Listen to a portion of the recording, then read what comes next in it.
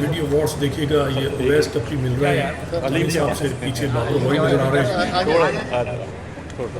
آج سر کیسا لگا اسپیشلی آپ دعوت علیم دبئی کے اندر اسپیشلی؟ بہت عرصے کے بعد دبئی میں بہت سارے اپنے پرانے ساتھیوں کے ساتھ ملاقات کا موقع ملا. حلیم بہانہ تھی اور ملاقات کا موقع فراہم کرنا اصل بات تھی.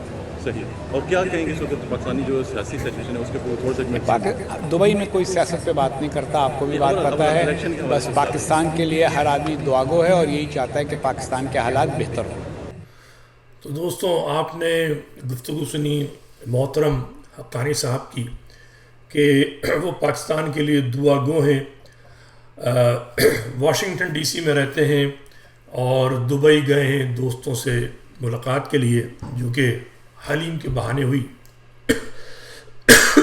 اس ملاقات کے جو اہم کردار تھے میں نے بتا دیے، تینوں نظر آ گئے تھے. ایک تو حقانی صاحب خود ہیں، دوسرے اویس ٹپی جو زرداری کے منہ بیلے بھائی کہہ لیجئے، سوتیلے بھائی، مجھے نہیں پتہ کیا ہیں لیکن بہت قریبی ہیں، اور پیچھے بابر غوری صاحب ہیں جنہوں نے اس کو ارینج کیا ہے. یہ ملاقات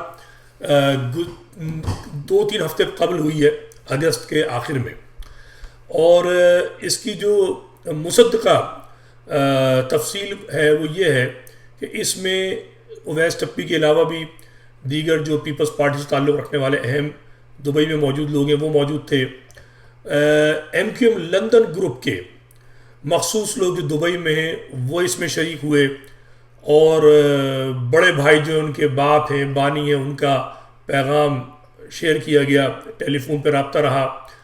اور یہ ارینجمنٹ جو تھا کرنے والے کون تھے؟ بابر غوری.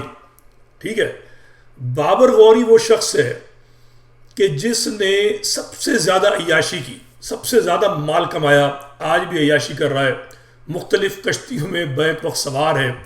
مہاجر قوم کے لیے اس نے کوئی کام نہیں کیا. ایسے ہی ڈی سی میں جو بڑے بڑے نام رہتے ہیں، میں نے تقریباً سب سے رابطہ کیا کہ یہ مہاجر قوم کے لیے کام کیا جائے، سنجیدہ نظریاتی مہاجروں کی زمین متروکہ سندھ پہ بات کی جائے.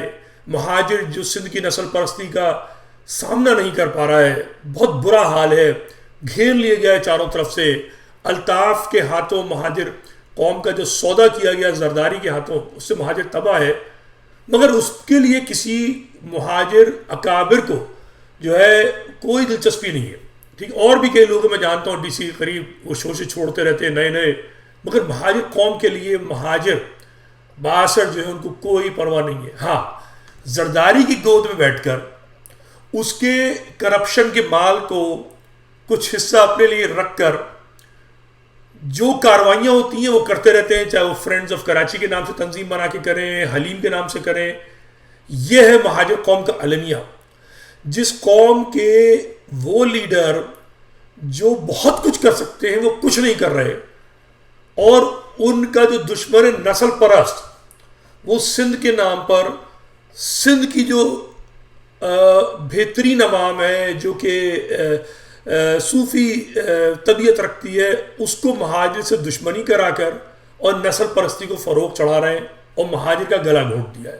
یہ مہاجروں کو سوچنے کی بات ہے کہ یہ میٹنگز کس لیے ہوتی ہیں، اس کا فائدہ کیا ہے، یہ کیا کرنا چاہتے ہیں. جو باپ بنا ہوا ہے لندن میں، وہ اجرک ٹوپی پہن کر، کوٹا سسٹم ختم نہ کرا کر، 18ویں ترمیم لگوا کر یہ کیا کھچڑی پکاتا رہتا ہے.